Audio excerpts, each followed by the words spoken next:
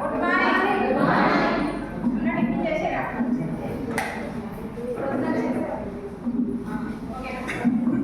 నా పేరు పావని.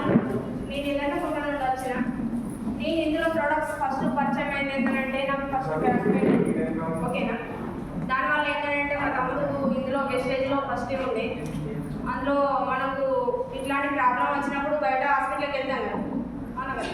అట్లాంటప్పుడు బయట ఆపరేషన్ చేయించుకున్నా నేను ఏంటంటే బ్యాక్ పెయిన్ వల్ల ఆపరేషన్ అయిన తర్వాత సేమ్ నాకు మళ్ళీ ప్రాబ్లం వచ్చింది. ఈ వేస్టేజ్ సప్లిమెంట్స్ వాడుకోవడం వల్ల నాకు క్యూర్ అయింది ఓకేనా. ఆ రకంగా నాకు పరిచయం చేసింది మా తమ్ముడు. దీన్ని వాడుకున్నా మంచిగా ఉండే. అలాగే అన్ని ఇంట్లోకి సంబంధించినవి కూడా చాలా బాగుంటాయి ప్రొడక్ట్స్ కానీ మనకు ఏంటంటే హెల్త్కి సంబంధించి కానీ అగ్రికల్చర్ కానీ బ్యూటీ గురించే కానీ చాలా బాగుంటాయి. ఇవి ఎఫ్వి వాడుకున్నా బయట వీటికి డిఫరెన్స్ ఉంటుంది. ఎందుకంటే ఆర్గానిక్ పద్ధతిలో ఉంటాయి కదా. మనకి మెయిన్ కెమికల్ లేదు.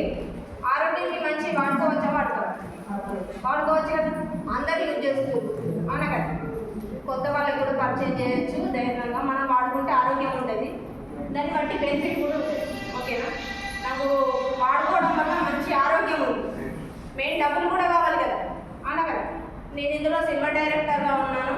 నా ఇన్కమ్ వచ్చేసి ఫస్ట్ 225 రూపాయలు. ఇప్పుడు లాస్ట్ ఇన్కమ్ వచ్చేసి 12,200.